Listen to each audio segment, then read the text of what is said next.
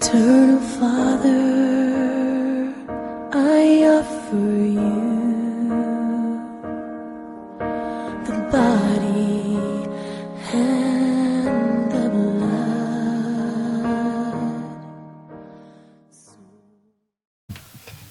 Basi kwa watazamaji wote wa runinga wa Lolwe TV, nachukua fursa hii na asubuhi niseme ni asante kwa Mwenyezi Mungu ambaye amefanya tukaweza kuonana siku nyingine kama hii. Kwa majina naitwa mtumishi Reverend Wiso. Mimi nimeokoka, Yesu Kristo ni Bwana. Asubuhi ya leo ningependa tuwasiliane katika maandiko, na nitasoma katika kitabu cha Mariko Mtakatifu sura ya 5 kuanzia 24 hadi 30. Nitasoma katika kitabu cha Mariko Mtakatifu sura yake 5 madogo kuanzia 24 hadi 30. Maandiko inasema ya kwamba akaenda pamoja naye mkutano mkuu, wakamfuata wakimsonga-songa, na mwanamke mmoja mwenye kutoka damu muda wa miaka 12 na kuteswa mengi kwa mikono ya matabibu wengi, amegharimiwa vitu vyote alivyo navyo, kusimfae hata kidogo, bali hali yake ilizidi kuwa mbaya. Aliposikia habari za Yesu, alipita katika mkutano kwa nyuma, akaliguza vazi lake, maana alisema, nikiaguza mavazi yake tu nitapona. Mara chemichemi ya damu yake ikakauka, naye akafahamu mwilini mwake kwamba amepona msiba ule. Mara Yesu akifahamu nafsi mwake kwamba nguvu zimemtoka, akageuka kati ya mkutano akasema, ni nani aliyeniguza mavazi yangu? Bwana Yesu asifiwe. Asubuhi njema, nakaribisha kila mtazamaji katika kipindi hiki ni asubuhi ya Injili. Jinsi niliwaelezea ya kwamba naitwa mtumishi Reverend Wiso, nimeokoka, Yesu ni Bwana. Nimesoma katika Agano, na asubuhi ya leo ningependa ninene kuhusu topic ambalo inasema ya kwamba kuwa mshindi katika Ukristo. Kwa nini nataka ninene kuhusu kuwa mshindi katika Kristo? Mara nyingi Wakristo wamekuwa wakishindwa, na ni swala imeulizwa mara nyingi na watu wasio wa Kristo, ama watu ambao hawakuwa wamekubali Yesu. Wameona ulegevu, wameona unyonge katika wale wanajiita walokole. Na ndio maana Yesu amenena nami kupitia Roho Mtakatifu ili ninene nanyi watazamaji kuhusu jinsi mtu anaweza kuwa mshindi akiwa katika Kristo. Hapo penye nimesoma katika kitabu cha Marko Mtakatifu, Biblia inasema ya kwamba kulikuwa na mwanamke fulani. Huyu mwanamke alikuwa na shida alikuwa na ugonjwa ya kutokwa damu, na wakati alikuwa katika hiyo hali alitafuta jinsi anaweza pata jawabu. Biblia inasema aliweza kutembea katika mikono ya watibabu, lakini jibu haikupatikana katika mikono ya watibabu.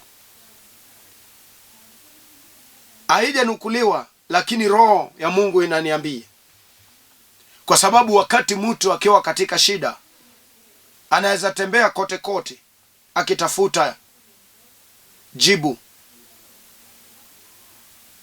Huyu mama pia aliweza kutembea. Pengine alikunywa madawa ya kutengeneza, aliweza kuenda katika hospitalini. Watu walikuwa wakimwarisha, lakini bado hakupata jawabu. Ukiwa katika hiyo hali, unaweza pata unapungukiwa kwa urafiki, kwa sababu katika hii dunia, jambo ambalo ningegundua ya kwamba marafiki watakuwa wengi wakati unaenda vizuri. Wakati una pesa, una hela, utaweza kupata marafiki wengi na utazingirwa na wale wanakukula tu. Na wakati utapungukiwa kifedha, ama tuseme kitu itokee kigafla kama ugonjwa ama fukara, hapo ndipo utajua ya kwamba ni marafiki wa ukweli ni kina nani. Roho inaniambia ya kwamba huyu mama, mahali hiyo ugonjwa wa kutoka damu ilimfikia, hata marafiki waliweza kupunguka. Wengine walimwacha, wengine wakamtoroka, wengine walianza kunena mabaya kumuhusu. Na Biblia inasema ya kwamba kila wakati alikuwa akitembea, akienda katika madaktari, pesa ndio ilikuwa inaenda, lakini ugonjwa ilikuwa inazidi. Nataka unipate na unipate kwa makini sana. Alikuwa anatibiwa, pesa inaenda, lakini ugonjwa inazidi.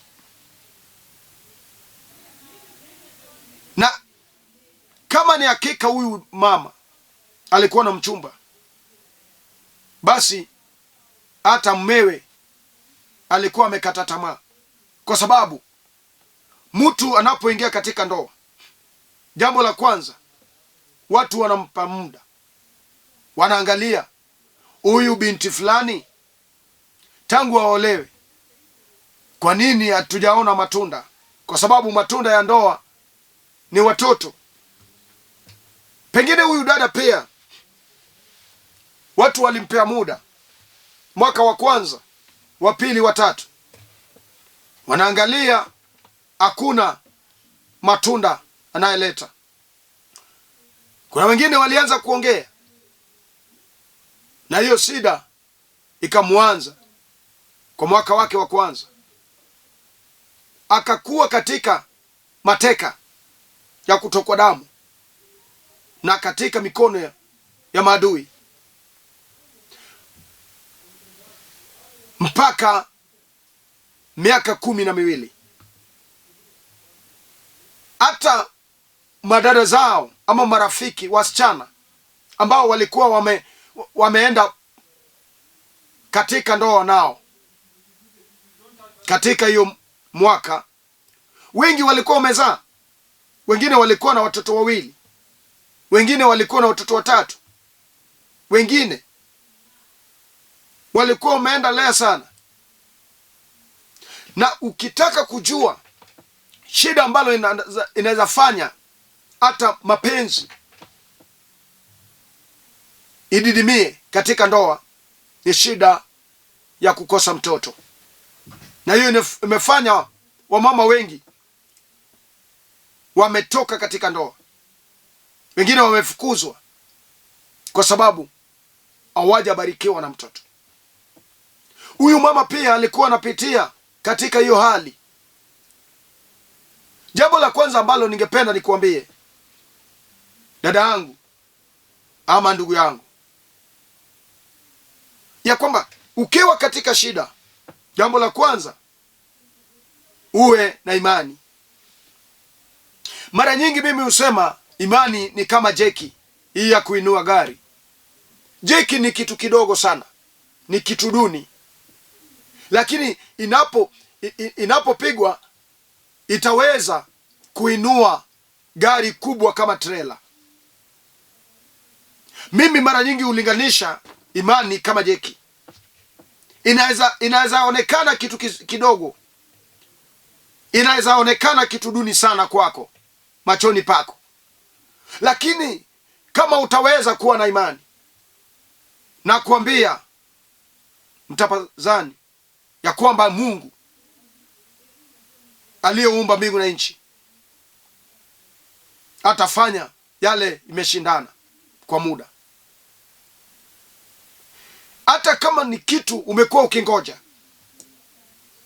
mara nyingi unaomba mpaka wengine wakakukula pesa na hakuna jawabu, wengine wamekudanganya na hakuna jawabu, na kuambia nimekuja nikutangazie ya kwamba kitu cha kwanza, kama unataka kuwa mshindi katika Kristo, kuwa na imani. Huyu dada hakukuwa ameangalia historia,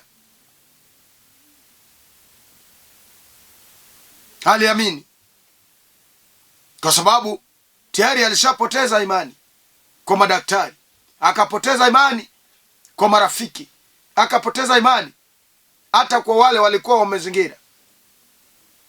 Alibaki na Mungu pekee. Shida inaweza tokea kwako mpaka watu wakutoroke, ubaki peke yako, ubaki upweke, ubaki jinsi ulivyo. Lakini kunaye tu marafiki, kuna tu rafiki mmoja ambaye hawezi kuacha, ambaye hawezi kutema, ambaye hawezi kukataa. Yeye ndio nimemleta asubuhi ya leo. Kunaye wale wanapitia shida sawa na huyu mama, mpaka mahali umefikia unaonelea ujinyonge, kwa sababu ukiwa kwa shida vitu vingi zitakuja katika akili. Kuna mambo mingi utafikiria. Nimekuja nikutangazie ya kwamba kunaye Yesu anayeokoa watu wake.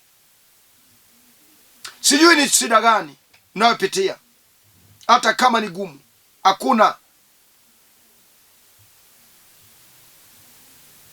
Hakuna iliyo gumu kumshinda Yesu Kristo.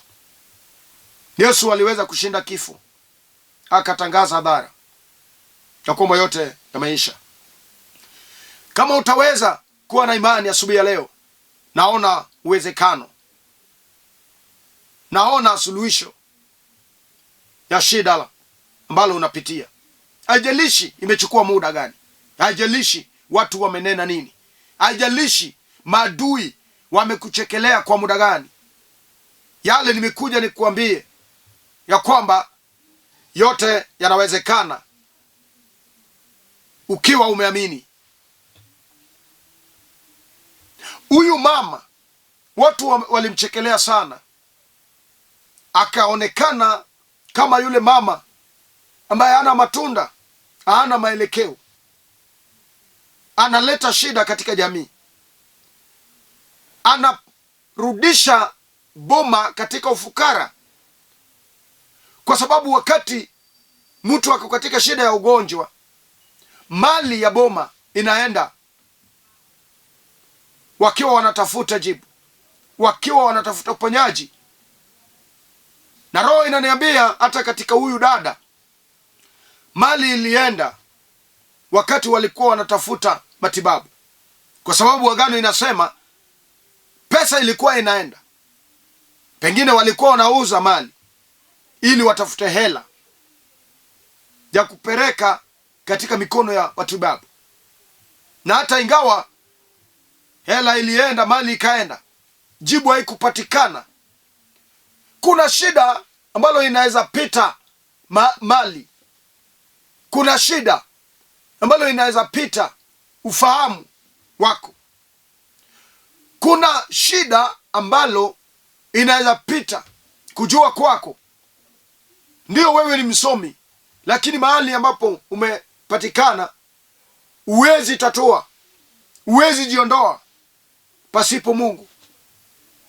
Biblia inatuambia huyu mama aliposikia ya kwamba Yesu atapita, ya kwanza alitengeneza imani.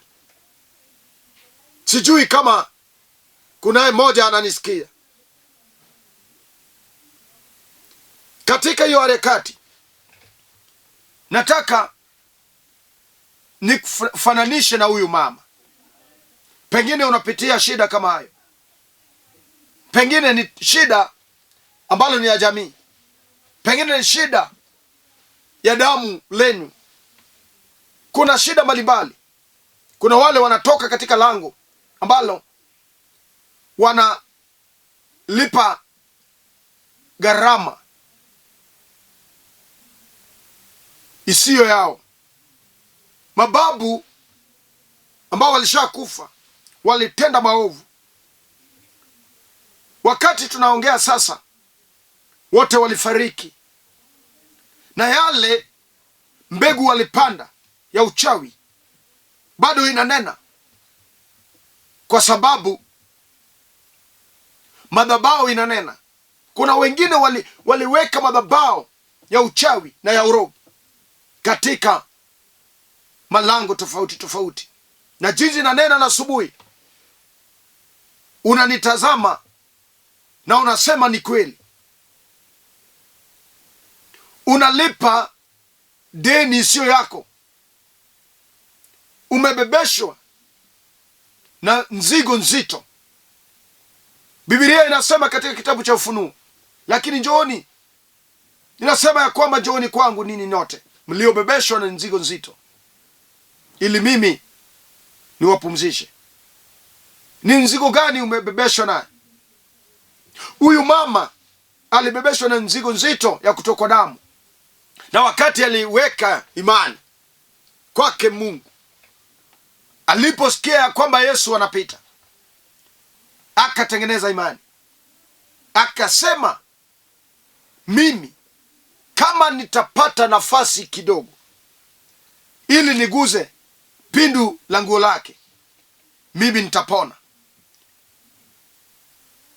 Hata wewe mama au ndugu, mahali unaponisikiliza, nataka utengeneze amani. Uweke imani kwa hakika ya kwamba inawezekana. Weka imani inayosimama na useme, hata mimi Mungu anaweza niokoa. Mungu anaweza niokoa kama alitendekea huyu dada na akiwa sawa, na mimi pia naweza kuwa sawa, naweza pona katika mkono ya Jehova. Huyu mama akaenda, Biblia inasema ya kwamba alienda kupitia nyuma, kwa sababu watu walikuwa wamejaa, watu wa shida tofauti tofauti walikuwa wamezunguka Yesu Kristo, kwa sababu walikuwa wanataka uponyaji. Mpaka huyu dada angepata nafasi ya kukaribia Yesu kupitia mbele. Biblia inatuambia ya kwamba alipitia nyuma, na cha kunifurahisha ya kwamba alitengeneza imani. Wakati alienda kwake Yesu kupitia nyuma, akaguza pindu la nguo lake, na Yesu, dakika hiyo Yesu alisikia, akaishi ya kwamba nguvu imemtoroka. Na hapo ndio yule mama alipata kupona kupitia imani yake. Mahali unaniona, ni shida gani ambalo unaona ya kwamba haiwezekani kwake Jehova? Kama huyu dada aliweza kupona, na wewe je? Umepitia shida mara nyingi, umepitia mateso, umepitia kilio na kusaga meno, umepitia mambo mabaya, pengine umelaaniwa, kwa sababu kuna wale walilaaniwa, anatoka katika lango ambalo laana inatembea. Na leo kama utakaloamini yale neno ninayohubiri asubuhi ya leo, utapata jawabu. Ni nini unapitia? Hata kama wewe ni tasa, hilo jambo ambalo huyu mama alikuwa anapitia limefanya wanawake wengi wanaishi peke yao. Pengine ni roho ya usherati inafanya unafukuzwa. Umetafuta mchumba miaka mingi, wakati umepata mchumba hauwezi ukaishi kwa mwaka mmoja.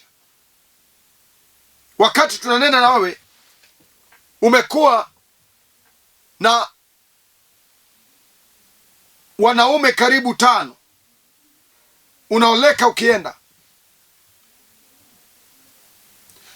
Leo nimekuja kutangazia ya kwamba inawezekana na unaweza kuwa mshindi. Lililoshinda wale wakubwa wako, kama utakaloamini neno ambalo nahubiri na asubuhi, utakuja kushuhudia ya kwamba inawezekana kwake Yesu Kristo. Yesu akasikia nguvu imemtoka, akauliza, akageuka na akauliza, nani ameniguza? Wafuasi wake wakamwambia, jinsi unaona watu wamekuzingira, watu wamekuzunguka, unaweza uliza ni nani? Na hapo wakati huo ndio huyo mama aliweza kupona. Maandiko yanasema ya kwamba mkono ya Mwenyezi Mungu sio fupi isiloweza kukuguza na ikusaidie. Mahali popote huko, weka imani, Mungu atakuguza dakika ile. Nimeweza kuombea wale wako na shida tofauti tofauti, hata wale wako na ugonjwa ya ukoma, na nikaona ushindi ya Yesu Kristo, nikaona uponyaji, instant healing. Hata wewe na kushuhudia ya kwamba kama utaweka imani na uamini ya kwamba Yesu anaweza, utashuhudia leo. Haijalishi unapitia nini, haijalishi ni ugonjwa gani inayokushika.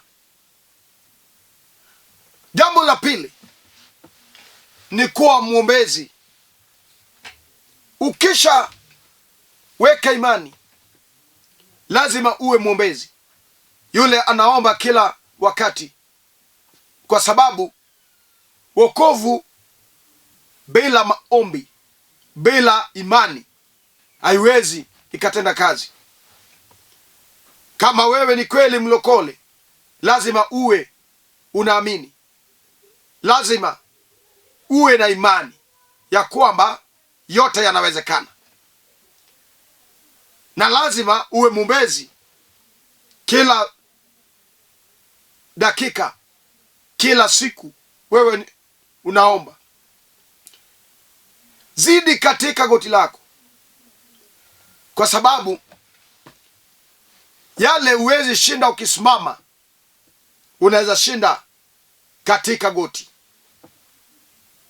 Unaweza shinda ukiwa katika goti lako.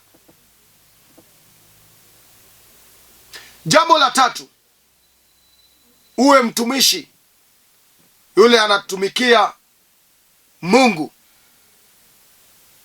kwa mali na hali. Hayo ni mambo matatu ukishika utaweza kuwa mshindi katika Ukristo. Pengine wamekuchekelea wakasema wewe ulishindwa. Kuna wengine hata wajaokoka lakini wamekushinda. Kwa nini?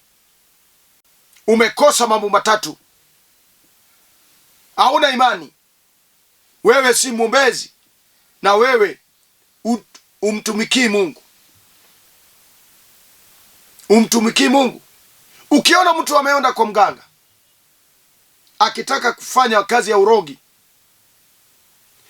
anaenda anatumikia hiyo madhabahu, anaweka mali yake katika hiyo madhabahu. Sasa anakuwa shareholder, kwa hiyo madhabahu. Na wewe je, unasema wewe ni mlokole, ulikiri Yesu Kristo kama mwokozi wa maisha yako, na hauna share kwa madhabahu ya Yesu Kristo, utakuwa mshindi jinsi gani? Hata ikiwa ni malaria ndio imekuja inakushinda, inafanya unatetemeka. Ukisoma katika kitabu cha Mithali sura 18 madogo 21 inasema, nguvu ya kifo na uhai iko katika ulimi. Pengine kuna mtu alinena mabaya kuhusu. Kuna wale walinenewa mabaya, wakaambiwa wewe hautaoleka. Mwingine aliambiwa wewe hautaoa. Kuna wengine waliambiwa wewe hautajenga. Kuna mzee fulani wenye nywele nyeupe huko mahali unatoka alikuambia ya kwamba wewe utakufa ukiwa mdogo, na haukuharibu hilo neno. Haukuharibu, kwa sababu kilicho nenwa kupitia ulimi inaharibiwa kupitia ulimi. Sijui kama kuna yule ananipata. Nimekuja nikutangazie mtazamaji ya kwamba Yesu anaweza. Hata kama umejaribu miaka nenda miaka rudi, leo nimekuja nikwambie ya kwamba kuna uwezekano kupitia msalaba. Wakati Yesu alisulubiwa, akiwa pale msalabani, aliweza kutangaza kwa sauti kuu ya kwamba yote yameisha. Ni gani unaona hawezi isha? Kwa Yesu Kristo kuna ushindi. Kwa Yesu Kristo kuna jibu. Kwa Yesu Kristo kuna ushindi. Mahali tumefika, nataka tuweze tukaomba na wewe.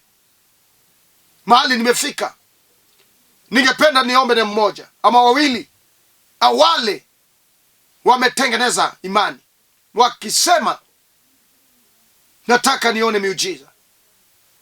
Miujiza inapitia imani. Imani ni kama daraja ambaye miujiza inapitia. Na asubuhi ya leo, hata kama ni ugonjwa ya ukoma ambayo imekushika na ikakubana, umetembea katika hospitalini mbalimbali, leo kuwa na imani. Mungu atakuguza mahali ambapo uko. Mungu atakuguza. Hata kama uko na ugonjwa ya kichaa, hata kama wewe ni mama ambaye anazaa wezi, kupitia injili wa Yesu Kristo ambaye nanena sasa hivi, nimeshuhudia mengi, Yesu akitenda miujiza, Yesu akifunguliwa waliofungwa na minyororo.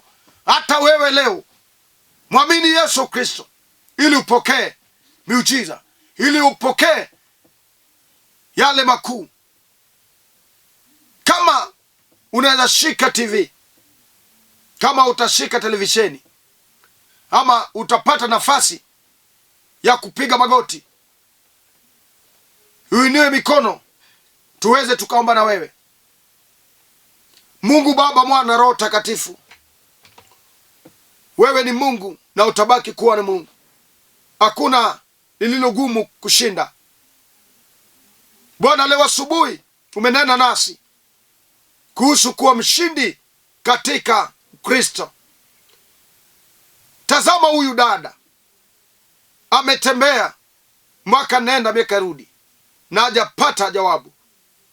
Leo hii Bwana, na nena uguzo wa Roho Takatifu. Tazama huyu mgonjwa amekuwa mgonjwa kwa muda, sijui ni ugonjwa gani anapitia. Kupitia Roho Takatifu na nena uponyaji, na nena uponyaji kwake. Tenda makuu na umponye. Asante Bwana, hata kwa huyu ambaye amezingirwa na madeni, leo hii na nena Bwana umtendee miujiza. Hata yule akona kesi kotini, Bwana umtendee wema, umshindanie, kwa sababu wewe ni wakili tosha. Asante Baba, hata katika runinga hili ya Lolwe Bwana, na nena ushindi, na nena upanuzi na eneo. Inua ndugu yetu Samo Chola na mkabidhi mkononi mwako, na wale wote wanaofanya naye Bwana wainue, kila mmoja Bwana wainue, hata wale wanahubiri mahali hapa Baba, watakaze, wapake mafuta jinsi wewe ni Mungu. Nimeomba asubuhi ya leo nikiamini ya kwamba umetenda, kwa jina safi la Yesu Kristo.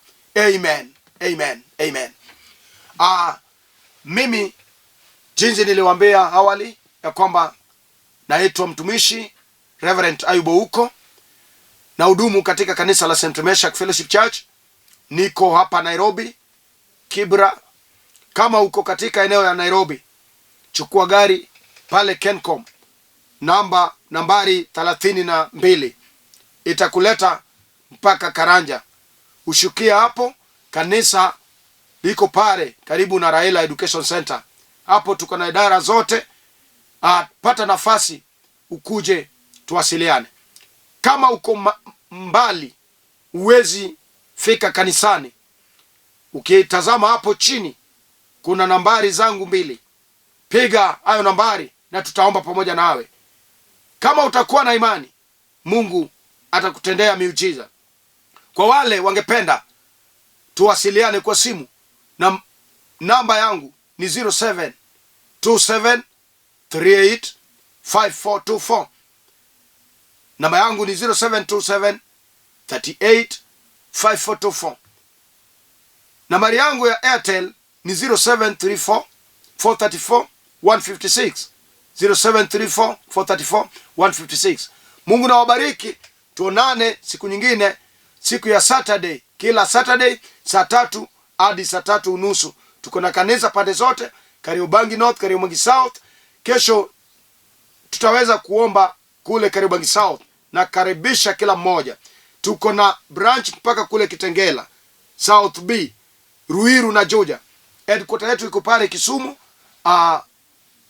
pale karibu na Opoli View. Mungu na wabariki, Mungu na wainue. Shalom, shalom, shalom.